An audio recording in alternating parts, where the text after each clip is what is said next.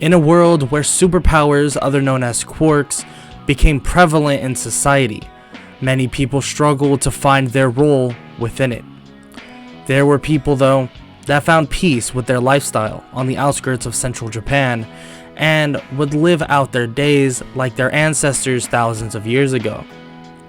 On these outskirts, there were dojos that would teach swordsmanship.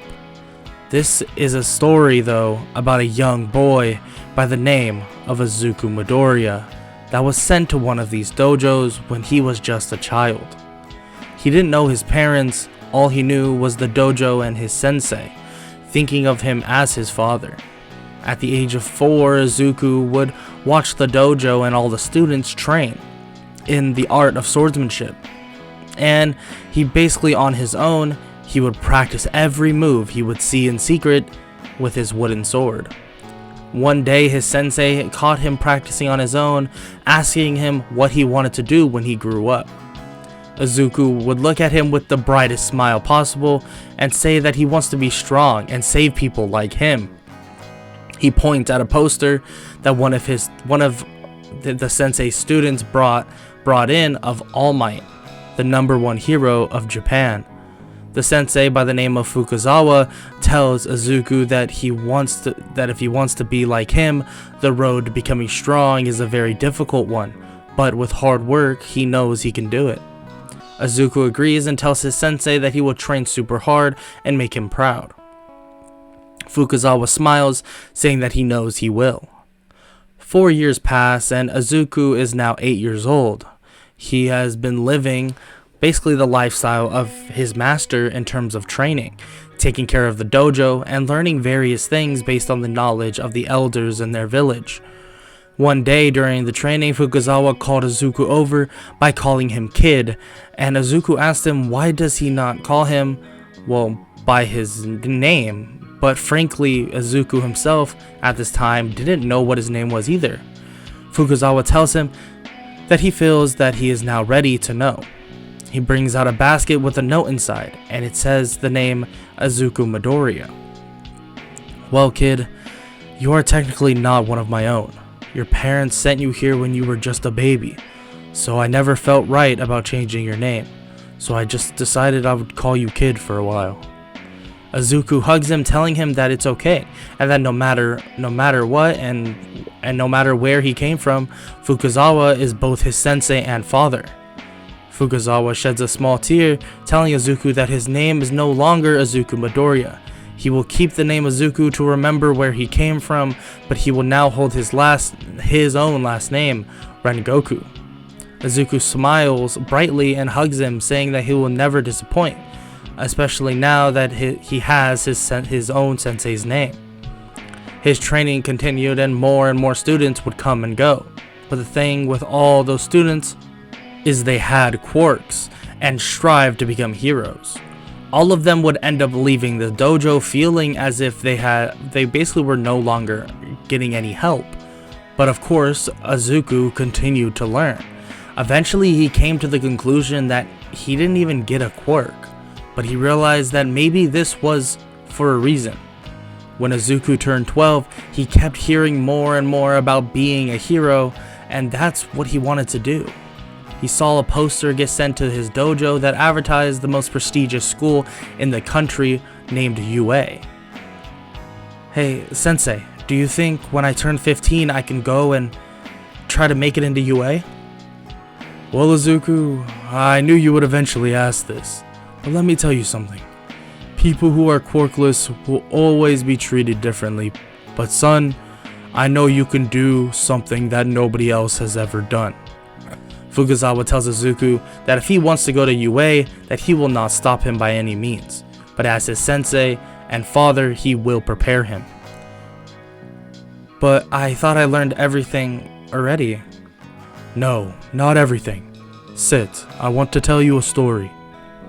Izuku sits down and begins listening to his sensei's story. Long ago, this world was riddled with creatures called demons. There were people back then that would devote their lives to becoming a demon slayer. They would use a specific type of breathing that would allow them to gain strength. This village was one built back in those days. One man by our last name stood up to those demons with what we call now flame breathing. This breathing has been passed down for centuries, but now it seems it only be held within books. Nobody since the last flame Hashira has been able to control this flame breathing. But I can sense something within you, my boy, that just maybe you'll be able to be the one to carry on this flame breathing, to carry on the flame Hashira's will of fire. Izuku is in complete shock, but then finally utters words. I can do it, sensei. I will read the books front to back, train as hard as I can, and I will carry on the will of the flame Hashira. I know you will, kid. Give me a second. I will be right back. Fukuzawa leaves and brings back a book to Izuku, telling him that everything about flame breathing is within this book, and that he himself knows the stances and how to execute these techniques, but that he has never truly been able to produce any sort of ember. Izuku takes the book and begins training day in and day out, learning how to concentrate and slow down his breathing to the point where he can feel his body in a state of excitement, as if this breathing was allowing for his body to reach far beyond any human limitation of strength. When he turned 14, Izuku mastered the art of concentration breathing and began learning the various forms of flame breathing, seeing that there were 5 forms, but then immediately skipped to the 9th. He asked Fukuzawa about this, and he told Izuku that he doesn't know, that maybe the rest of the forms were just lost to time.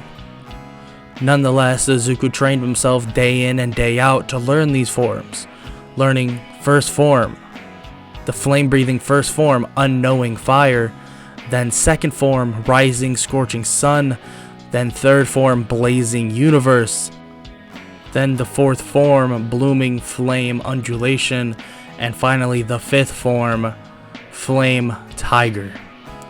He was able to learn those 5 forms in the year before he turned 15, but the 9th form was still unknown to him, feeling that his body was limited to, at this time, to perform it.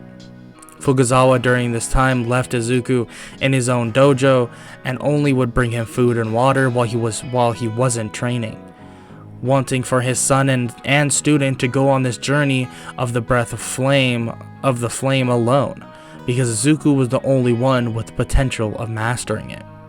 The day of Izuku's 15th birthday, Fukuzawa entered the dojo, and the heat alone made it feel as if the room was boiling. Izuku saw Fukuzawa and began to speak. I wasn't able to master it all, sensei. Fukuzawa then began to laugh. Kid, you did more than anyone could have imagined, and I have no doubt in my mind that you are just not ready at this current time, but you will master all of it in the near future. Fukuzawa pulls out a map and a flyer telling Izuku that the UA entrance exam is in about 1 week, and that this map will guide him to where he needs to go. He pulls out food and other items for him and tells him that he might need to sleep in the forest for maybe a day, and Izuku tells him not to worry, and that he was the one who taught him how to survive if he had nothing but the clothes on his back. Izuku the next morning heads off on his journey, basically by foot, that would take him several days. When he arrived at the location of the UA exam, it was about 1 day from actually beginning. He went to a nearby forest close to UA and make a small shelter, and he was taught basically how to do so when he was just a kid. He ate some food that he brought, and he basically just went to sleep. The next day, he was woken up by noises and the sounds of kids laughing at someone. He packs his stuff and walks over to the noise, finding boys about his age throwing rocks at a girl with pink and green hair. You look so stupid. Don't even think about trying to get into UA, you freak. A girl shouldn't even be as strong as you are. The boys basically and his friends begin to laugh with him, and Izuku approaches them, telling them to leave. They throw rocks at Izuku, but he swiftly catches them, throwing the rocks back at them way harder than, well, they threw them. They run away, saying that a useless girl like her doesn't deserve to be helped. The girl hugs Izuku and he maintains his massive smile. "It's okay. I heard them saying you want to get into, well, UA and are going to the entrance exam." She tells Izuku that it's true and that she wants to be a hero. "Well, come on, we don't want to be late." They start walking and she asks what his name is, and he tells her that his name is, well, Izuku Rengoku, and she tells him that her name is Mitsuri Kanroji. "Well, nice to meet you. Feel free to just call me Izuku." Same, just call me Mitsuri then." Izuku tells her that sounds good to him, and they walk in together but are separated into different seatings. A very loud man that goes by President Mike begins talking to everyone, saying that they will first do a written portion of the test and then a practical involving robots. Izuku is sent off into another area and begins taking his test. Throughout the test, he realized that all the stuff that was taught to him was honestly a lot harder than most of the things on the test. There's a couple things on here though that he personally feels like, that he didn't get taught at all, but overall he feels pretty confident that he did, well, pretty well. He turns in his test to President Mike, but is stopped, and Mike asks him if the sword he is using is needed for his quirk. Izuku tells him yes, but also tells him that, he doesn't have a quirk, but the sword is needed. Mike is in shock as he watches Izuku walk by to the auditorium. He sits down, and after everyone is finished, President Mike explains that the practical will have 1, 2, and 3-point robots. He is about to continue, but is interrupted by a boy with blue hair, who says that it's very unprofessional to forget a robot on the test. The boy turns and looks at someone behind him and tells her to stop rambling and that she should just leave if she wants to ramble on and distract people. Izuku looks to see that it's Mitsuri, and she kinda just sinks down into her seat. Mike explains the 0-point robot, and everyone is sent off to their gates, and Mitsuri is sent to the same one as Izuku. He approaches her, telling her not to pay attention to these other people, and looks on her hip to see a katana holstered away. "I didn't know you used the sword." He pulls out his own sword and shows her. "Whoa, you have a sword too?" "Yeah, I do. I've been training with one all my life. What about you?" She explains that her quirk is enhanced through this weapon and that it helps her control, her quirk better.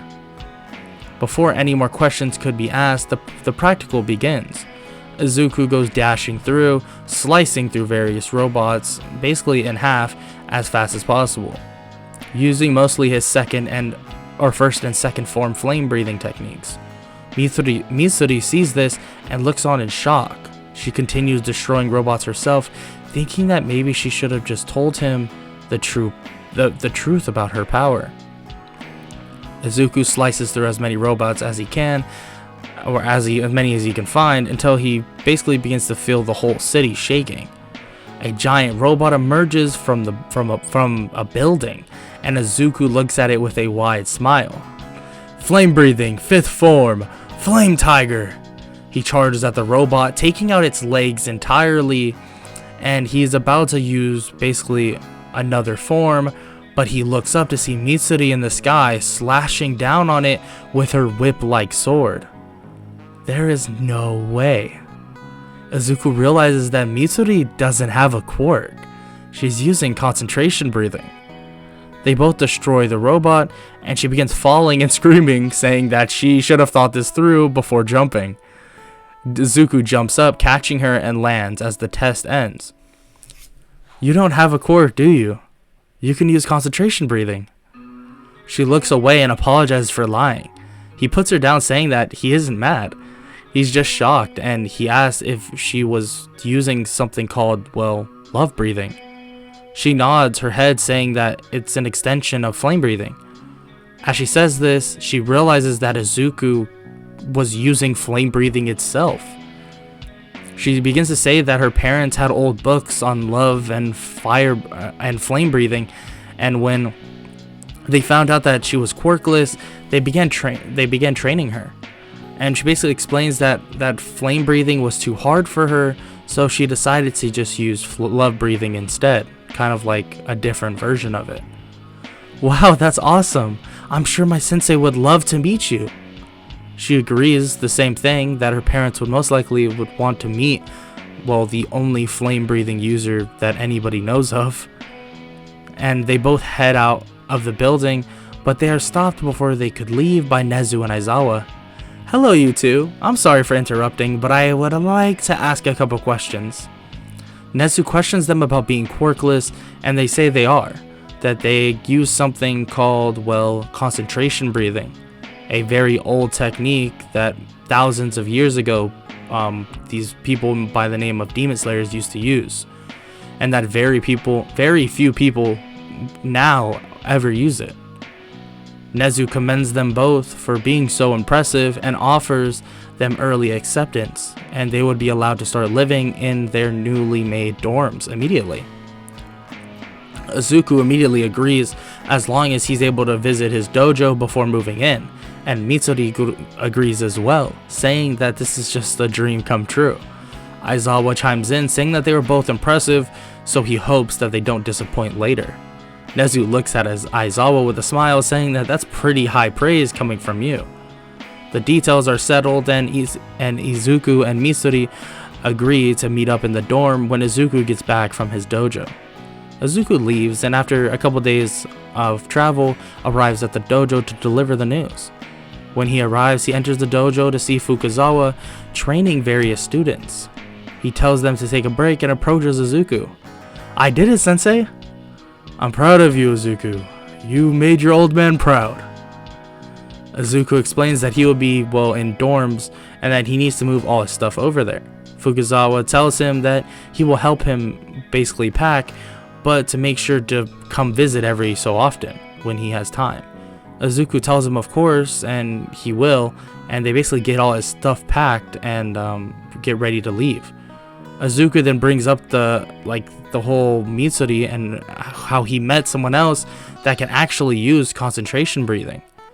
And, well, Fukazawa is in shock, saying that he's never heard of another person since, well, the Love Hashira to be able to use love breathing. Then, after that short conversation, Izuku agrees to basically bring Mitsuri back one of these days, and Fukazawa tells him thanks, and they send him on his way. He arrives at the dorms and basically unpacks and is assigned a room. Wow, this is definitely nicer than the dojo, but I mean, I am comfortable sleeping in forest, so what does that really say about me? He walks out of the room and is approached by someone. Hello, I am Momo Yaoyorozu. I am one of your classmates. Nice to meet you. Oh, yeah, nice to meet you. I'm Izuku Rengoku. Mitsuri then walks up, grabbing Izuku and dragging him away. Izuku tells Momo it was nice to meet her, and Mitsuri asks how the trip was with Izuku being clueless to why, well, she just dragged him away like that. It was great. Sensei was super happy that I got in, and he's super excited to, well, eventually meet you. They talk for a bit, and for the next couple days, nothing eventful really occurs until it's finally time for the first day of their hero journey at UA. Mitsuri and Izuku enter class to a blonde-haired boy and a blue-haired boy arguing. They begin to walk in and are about to sit down, but the blue-haired boy stops the girl. Wait, you are the one who was rambling. I hope you learn to stop that habit. Mitsuri is about to apologize, but then Izuku speaks. I saw the situation. If we are being honest, you made more of a distraction than she actually was, so please make sure to keep yourself in check as well. The boy introduces himself as Tenya Ida and apologizes for his behavior. They sit down and wait as Aizawa enters the classroom. Listen up. I'm Aizawa, your teacher. For the next 3 years, everyone stand up and introduce yourself and say your quirk. Everyone does so, and the next person up is Mitsuri. She basically stands up, says her name, and she says that she is quirkless. Some people begin to laugh, and others are impressed at the fact that someone who was quirkless or is quirkless was able to get into UA. Midoriya stands up as well as she's getting laughed at and introduces himself, well, by his name, and says that he is quirkless as well. What the hell is this? 2 quirkless losers in UA? Aizawa stands up, telling the class to shut up, and that they made it in just like everyone else did. He tells everyone to meet him outside for an assessment test, and everyone does so. They meet him on the field, and Aizawa speaks. We will be doing various activities, and you all will be given a total score. And since some of you think it's so funny that we have 2 quirkless students, whoever gets lower scores than them will be expelled. The class begins to freak out, saying that that's not even fair, and Aizawa tells them that life isn't fair, and they should have thought about that before making fun of someone that is quirkless, something that they can't even control. Now, the person in first place in the entrance exam will start us off. A boy by the name of Bakugo Katsuki walks up, but Aizawa says that it wasn't him who got first. He throws the ball to Izuku and tells him to throw it as far as possible. Izuku, using concentration breathing and his flame breathing, basically throws the ball, and a flame tiger trails behind it. 980 meters, that's pretty good, kid. Mitsuri, who got second in points, throws the ball as well, doing only slightly worse than Izuku. And all the other tests were basically ran as normal, but Izuku and Mitsuri were the ones who got top 2, and Aizawa smirks widely. Don't worry, I'm not expelling you all, but I hope you learn to not disrespect others because they're quirkless. Aizawa tells everyone to leave, and that class is now over. They all listen and head back to the dorms, where a lot of the boys try talking to Mitsuri now, basically knowing how strong she is, or how cool she is because, she can keep up with Izuku and she's at the top of the class. But she just ignores them. Izuku, on the other hand, when he is approached by everyone, he's super nice and upbeat, and Mitsuri basically has to deal with but Mitsuri, on the other hand, had to deal with a lot more torment than Izuku. So to her, these guys are just nothing but a bunch of jerks. But Izuku, on the other hand, was taught at a very young age to be as nice as possible to everyone. Mitsuri and Izuku then talk about going to his dojo this weekend, and some of the girls ask if they can go as well, but Izuku tells them that he's pretty sure they could not handle the journey. They get mad, saying that they can handle a couple hours of driving, and Izuku tells them that that's good and all, but he goes home by foot, and it takes 2 days depending on how fast he wants to go. They look in shock as both of them continue to talk, and Mitsuri says that they should see if they can get it done in under a day. And Izuku tells her that, he's never tried, but why not? So they basically agree that over the weekend to head up to his dojo. The day is then over, and the next day the class is greeted by Aizawa. Listen up, problem children. Today a different teacher will be instructing you. Everyone asks who it is until a man busts through the door.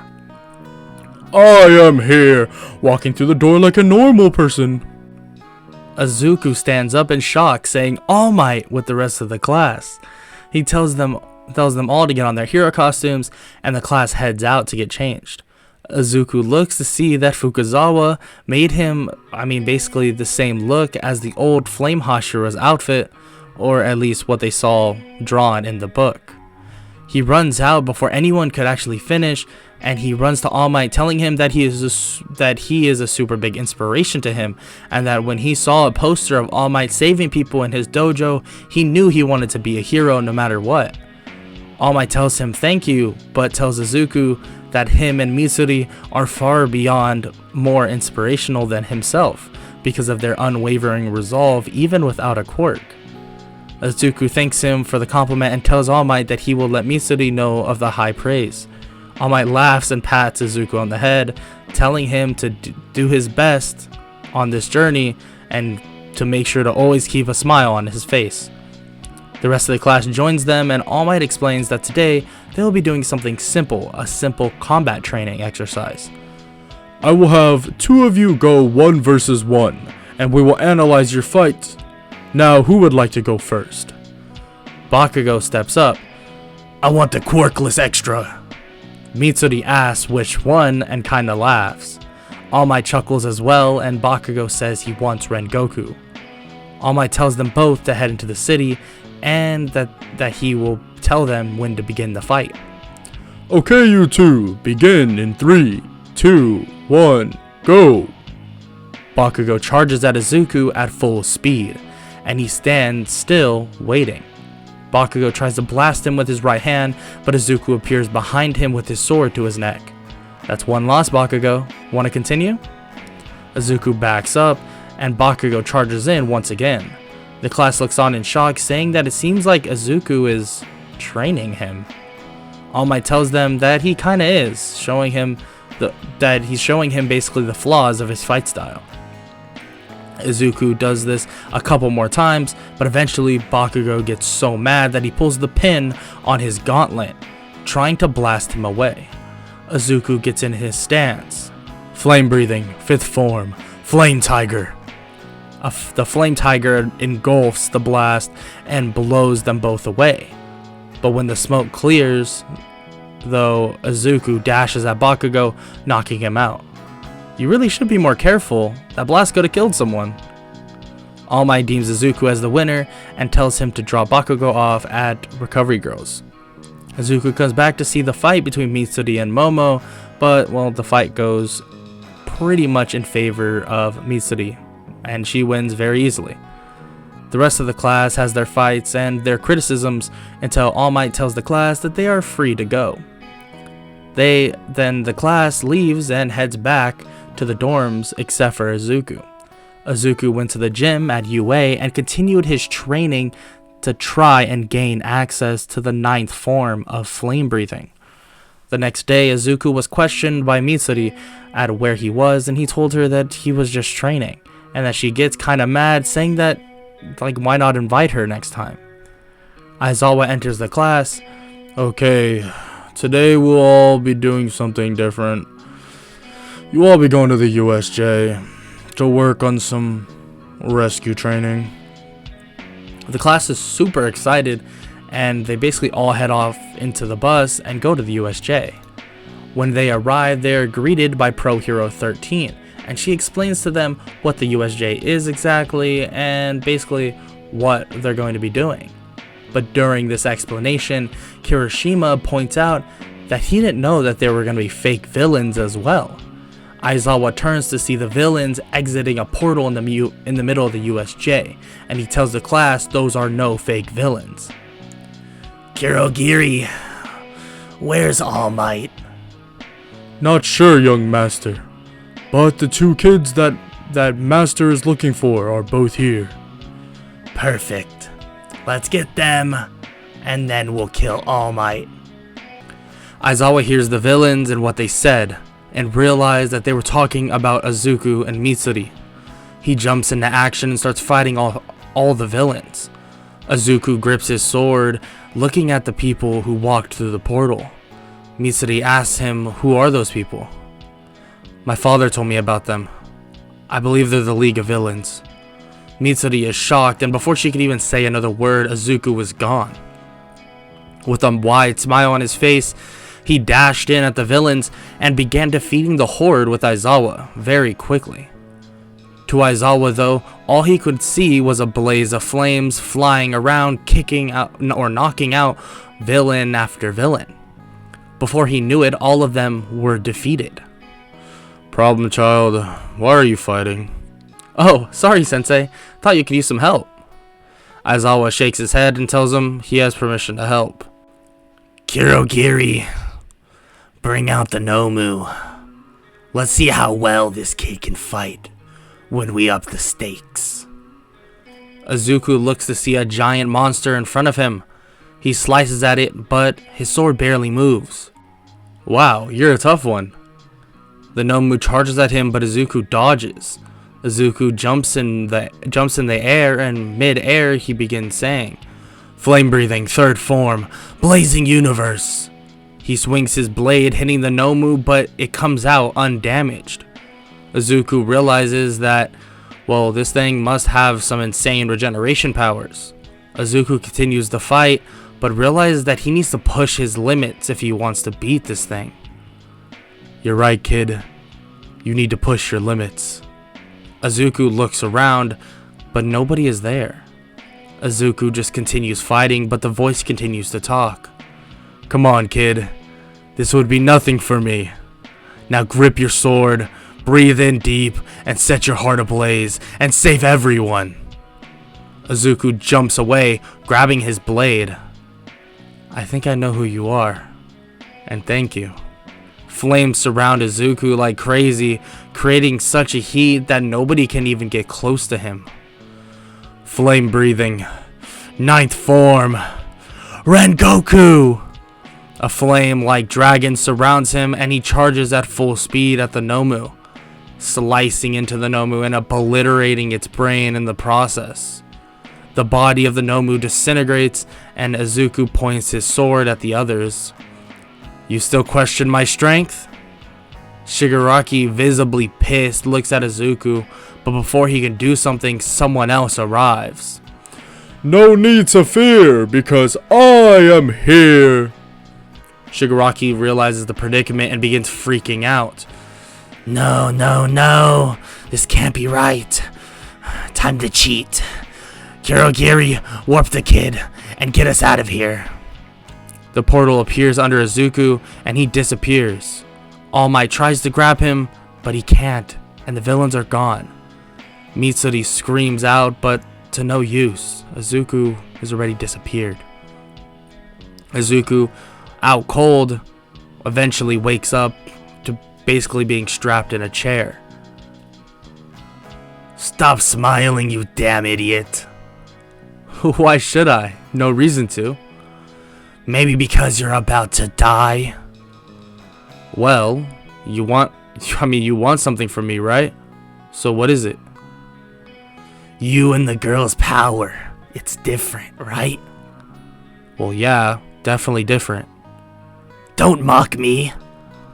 Izuku looks around and asks where that warp guy is. "That's none of your business, kid. My master wants your power and that girl's, so we will be taking it." Izuku asks him how does he plan on doing that, because last time he checked, taking hard work is, well, impossible. "Are you dumb? We want your quirk." But I don't have one." "What, you expect me to believe that you could set yourself on fire? What, you have some sort of fire breathing that is all natural?" "No, don't be ridiculous, of course not. It's flame breathing that is all natural." Shigaraki gets pissed and grabs Izuku's neck with 4 fingers, telling him not to mess around and stop mocking him or he will die. "I'm not messing around. This power is not a quirk. And, well, it's a little secret. And just a little secret for you. The girl's power is also not a quirk." "Then why keep you alive? There's no point." Shigaraki is about to touch him with the last finger, but Izuku's body erupts in flames. Izuku dashes away, grabbing his sword, but when he arrives back to attack Shigaraki, he sees him walking through a portal, and he's gone. He walks out of the building searching for a television and a phone to see if the news is talking about his kidnapping, and he found out basically a way to call, and he found out a way to basically call someone at UA. He finds a television to see that officers are currently on their search for him, but he also finds out that the UA Sports Festival is currently going on, confirming that he must have been out for, well, multiple days. He makes his way to a nearby police station and tries to basically stand using his sword, still being extremely exhausted.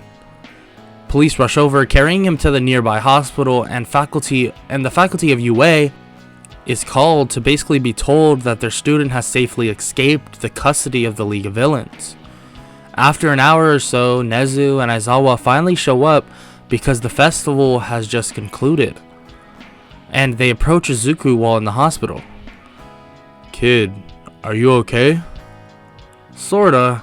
My body hurts a lot, but my wounds are, well, healing pretty fast. Why do you think he wanted you, kid? Well, he wanted me and Mitsuri. But I think him and whoever he works for at the top are not on the same page. Shigaraki, or whatever his name is, swore that my power was a quirk. But I have a feeling whoever he is working for must have known otherwise. This power that I have, Aizawa, can be learned, but what they don't understand is generations have tried to learn it, but all of them failed. Well, it seems until me and Mitsuri. I see. This is something. But what if whoever he is working for didn't want your quirk? Izuku cuts him off. He wants me to become a Nomu. Something not limited by human constraints, stacked with quirks, but with my flame breathing? You may be right, Sensei. It's just a guess, but you need to be careful. Anything could happen from here on out. Izuku nods and asks, what about UA, and what should he do? Don't worry about anything, kid. For starters, you should be happy. Konroji won the sports festival. But in terms of internships, well, you kind of have no offers because of, well, your recent kidnapping. Damn. That's fine. Maybe I could... Aizawa cuts him off. Don't worry, you'll be interning with me. And I want us to go up to your village for the training. Izuku looks at him in shock. Nezu asks Aizawa if he is sure about that, and he says yes, but they are going by car. Izuku laughs and asks when he wants to leave, and Aizawa tells him that tomorrow he will come back to class, basically tell the class of what they will be doing, and when he leaves, that Izuku will leave with him, and they will head up a day early to get the most out of everything he can. And Izuku starts laughing. It seems like you are going to benefit from this trip as well, Aizawa-sensei. Of course, kid. I get to see who taught you all for all these years. Izuku is then allowed to leave the hospital, and he enters the dorms and is greeted by everyone. Mitsuri runs up to him asking if he's okay and what happened. He told the whole class what happened, and when he woke up, he didn't even realize he was out cold for that long. But it seems like the power he used took a lot out of him. Mitsuri gets excited, saying that she can't believe he was actually able to use the ninth form and that it was insane. He smiles and tells everyone that he needs to get some sleep and that being out cold isn't really the same as sleeping normally. He laughs and then goes to his room and passes out. Izuku seemingly wakes up, but he's back in his dojo. He begins looking around and sees someone with red / orangish hair, and the same outfit as his hero costume. Who are you?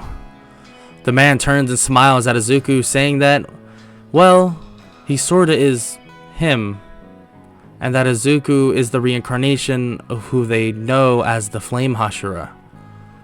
You're the guy I heard, huh? You got it, kid, and frankly, I'm very impressed. You seem to have the potential to be far stronger than I was. But I still lost. I defeated that thing, but my body gave out after. Kid, come on. You didn't lose. You sacrificed your own well-being to help everyone else. And that right there is the will of a true demon slayer. Or, I guess now I should just say, a hero. The man that Izuku basically sees tells him to make the name of Rengoku proud, and he disappears from sight. Izuku wakes up in his room and it's covered in flames, but then they all disappear when he awakens. Am I truly the next Flame Hashira? And what would that make Mitsuri, the Love Hashira? But why were we reincarnated? Does that mean something is coming? Or is the world in so much trouble currently that's why we showed up? Izuku gets up and gets ready for class. He walks over with Mitsuri and tells her everything he saw, and that there could be a possibility that the other Hashira got reincarnated as well, but there is no clear-cut evidence of that. But they could have been reincarnated because this world is about to face something far beyond anything that they could comprehend. She agrees and they enter class together. Listen up, class. Today we'll be choosing your internships. So here are your papers. Choose one and then hand it back. Aizawa looks at all the papers and then sees everyone's choices, seeing that Mitsuri chose, well, himself. Kanroji, are you sure that you want to intern with me? She basically just says yes, and I mean that these other heroes don't really interest her. And everyone looks on in shock because they heard that she had the most internship offers. Okay, kid. Come on, let's go. She asks where are they going, and he says that Rengoku was interning with him already, and they agreed to go back to his village for training, and they leave today. She begins to jump in joy, saying that she's excited to finally meet his sensei. So, are we running there? Aizawa cuts her off and takes them outside and reminds them that he isn't as fast as them, so they will be taking his car and it won't take very long to get there, and that if Izuku can run it in about a day or two, it shouldn't be too bad of a drive.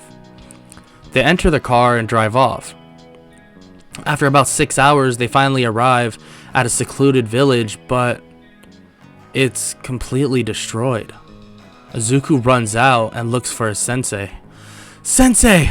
Sensei! Sensei Fukuzawa! Izuku runs into the dojo to see a figure holding his master by his throat. Who are you? What do you want? Oh, come on. Don't be like that. I was just looking for you. What do you want with me?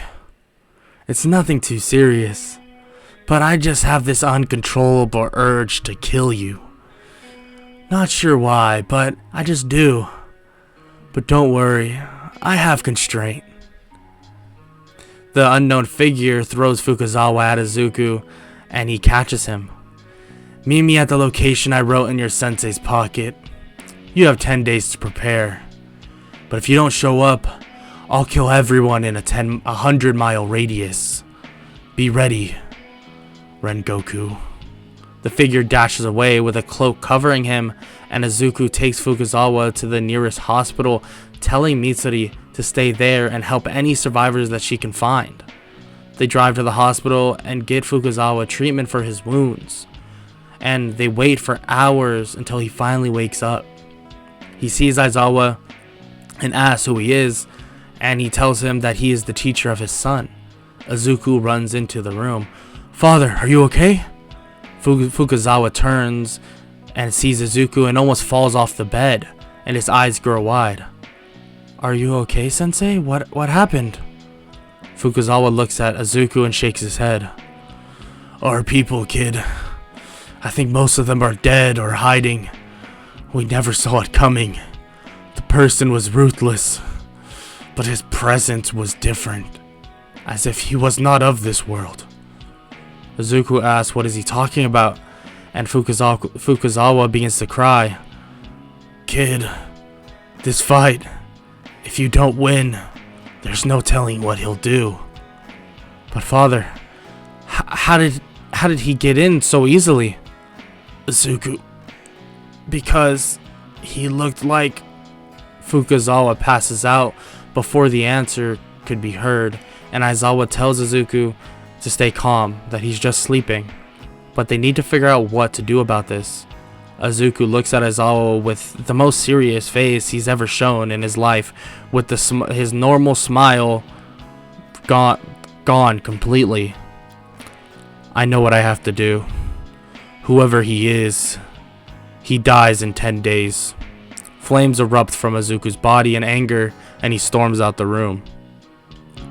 Izuku heads back to the village, his village, and when he arrives, he sees that a lot of his people are still alive, but because they were hiding, and Mitsuri is helping everyone clean up. Thank you, Mitsuri, I appreciate this.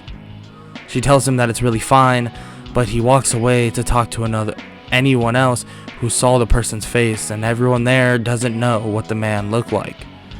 Izuku, visibly frustrated, thanks them and tells the people that they're basically that nothing will ever happen to them again, and that's a promise. Mitsuri, we are good here. Come with me, please. They both race off back into the city, and when they arrive, he explains. My father, before he passed out, he said that the person looked familiar, but he couldn't tell me who it was. Aizawa is currently, with him, waiting and hoping for a clear answer. Are you sure you're going, to fight this guy, Izuku?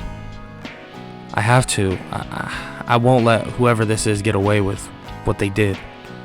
Mitsuri tries to say that she wants to help, but Izuku refuses, saying that he doesn't want her to get hurt, and it seems like this guy only wants him for some reason. They both head back to the hospital, but Fukazawa is still out cold. Izuku tells them both that he is going to train, and he leaves but is followed by Mitsuri. I told you already, you can't help me. I know, but what you said, Izuku, I can still help you train. Izuku shakes his head, but agrees to allow her to help him train. For the next 9 days, Izuku trains any way he possibly can to get stronger and stronger. But frankly, he doesn't even know how strong his opponent will be, so it's hard to really judge if he will stand a chance. He just knows that he must be ruthless to walk into a village of people he didn't even know and attempt to draw him out by killing them.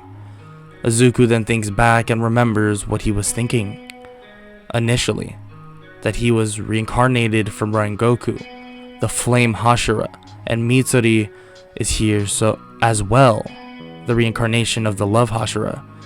So what if Izuku goes sprinting out of the training area at UA, and Mitsuri sees this and tries to chase him down, but he's gone. He arrives a day early at the place that he was told to be at the battleground for him, and the unknown fighter is still waiting. When he arrives, he sees the man in a cloak. Wow, showed up early. Who are you? And why do you want to fight me so bad? The man doesn't turn around but keeps talking. I've been searching for a long time.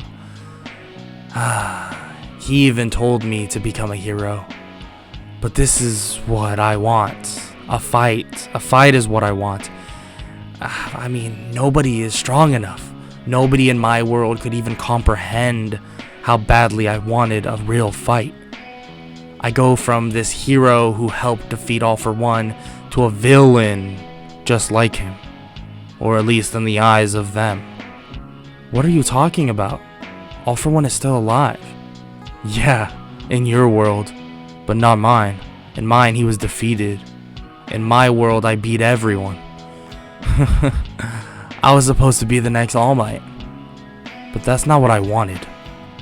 What did you want? Just to fight you, Rengoku, that's all. The unknown man pulls down his hoodie and turns toward Izuku. What? How does this even make sense? Nothing makes sense. But I'm here, and frankly, one of us will die today. The unknown man reveals himself to be another version of Izuku. How are you me? I'm not you. You're the reincarnation of what people know as the Flame Hashira. And for me, I'm the reincarnation of the one who killed you. In my world, I was reincarnated from that demon, Akaza. Even he swore that I could be a hero, that I should be better than him. But I'm just like him. This hero bullshit, it doesn't mean a thing. The Akaza version of Deku clenches his fist and stares down Rengoku Izuku. Our fight will be legendary. And now, we get to see who is the stronger of the reincarnations. By the way, breaking the fourth wall really quickly, I'm going to be referring to, Akaza as Akaza and Rengoku as Rengoku, not as like that whole Akaza Izuku and Rengoku Izuku, just to make things easier. Okay, back to the what if. Akaza charges at Rengoku, and Rengoku is able to parry the hit with his sword and kick him in the chest. Akaza smiles, commending him for being strong, and that being strong is all that matters. Their fight begins once again, and it feels like the whole city around them begins to shake. Helicopters, police, and various pro heroes show up to see the fighting. The top pro heroes are about to intervene, but Rengoku tells them to stop. Good. See, you even know that this fight is far out of their control. They don't understand true strength. Rengoku continues the pressure, and the flames around him grow larger and larger. Shut up, Akaza. All that matters now is that I win for my family and the people you hurt. Flame breathing, fifth form, flame tiger. Akaza smiles, saying that this is even better than their past lives. But unfortunately, he is better as well. Akaza stabs his hand into the side of Rengoku. You let your guard down, Rengoku. That isn't very smart. Rengoku smiles and shakes his head. No, I didn't. But you did. Flame breathing, 10th form, hell flame. In the background, you can hear Endeavor complaining, saying that that's his quirk. And the heat from Rengoku's body skyrockets, and a giant flame serpent is revealed wrapping around them both. What? You never had anything like this. Because, Akaza, I have something to fight for. And now you die. The flame serpent squeezes around them both and it explodes. Mitsuri, who arrived with the heroes, sees this and begins to cry. When the fire clears, Rengoku stands with Akaza on the ground in front of him, missing his head. He turns to leave, but then hears someone stand up. Now in the mind of Akaza Deku. This feels weird. Like I can come back. All I have to do is grow my head back, and I'll be back. But I lost. He beat me. I don't deserve a second chance. I guess this is over for me. I'm sorry that I failed you. Rengoku turns to see the body of Akaza standing, but then it proceeds to explode. He begins limping over, and Mitsuri hugs him, saying that she's glad that he's fine. He smiles and says that he will be, but he kinda needs to go to the hospital. The pros take him there, and he passes out as they recover him back to health. He wakes up hours later with Aizawa, Mitsuri, and All Might next to him. She runs over hugging him and starts crying, telling him to not worry her like that ever again. Don't worry, I won't. Glad to see you're okay, kid. Thanks, Sensei. Izuku looks at them to see their facial expressions are a lot different. What's wrong? Well, Izuku, your father, he passed away last night. Izuku looks down in shock and begins to cry, but the smile on his face remains and never goes away, and he looks at them. It's okay. Sensei Fukuzawa was a great person and an amazing father, but now I need to do something for him. All Might ask if he made a promise to him to become a hero, or like if that's what it is, and Izuku tells All Might that was his own selfish wish for himself, and that he wants to do something better now. I want to lead my dojo and teach others who are like me, well, at least how to wield flame breathing. Does that mean you won't be going to UA anymore? Yes, but just know if you all ever need anything, just come and get me, and I will help in whatever way I can. Izuku gets up out of bed and tells Mitsuri that he wishes her the best and to become an amazing hero for the both of them. Before he could leave though, she stops him. She tells him that she doesn't want to be a hero without him. Mitsuri, I can't stay here. I need to teach like my father would want. She smiles and says she knows and she wants to go with him. The three of them are shocked, and Aizawa asks if she is sure about that. She nods, saying that both her and Izuku are the reincarnations of former Hashira, now put into a world dominated by people with quirks. but there are still people who have no way of defending themselves, and she says that she wants to help as well. Izuku smiles and tells her that he is sure that his father would be happy about this decision. They both say goodbye, and Mitsuri asks Izuku to go meet her parents, well, first, and of course he agrees. They go, and when they arrive, her parents freak out, saying that they saw the news and ask if she's okay and if Izuku is okay. Izuku shows himself and tells them he is fine. They all have a very long conversation about various things, from flame breathing, love breathing, and eventually talking about Mitsuri helping with the dojo and joining him to teach others. And they agree, and just under the stipulation that, well, they come to visit. They both agree and head over to his village. Hey, you promised me a race to your village, didn't you? Oh, right, huh. Well, let's get going then. He smiles and they both go sprinting off. For the next 2 weeks, they both spend time together training more and more people, but still, most of them could not learn how to use flame breathing. Eventually, they both decided to start traveling. After basically their students have left, and basically the others who were committed would come with them, and that ended up only being like one person. They began meeting more and more people who were interested in the art of flame breathing, eventually meeting a young boy and his little sister. And they both told them their parents died to villains and they have nowhere to go. Well, both of you can come live with us at my dojo. Do you like swords? The little kid jumps with joy, saying that his father used to use a sword all the time. What's your name, kid? My name is Tanjiro, and my sister is Nezuko.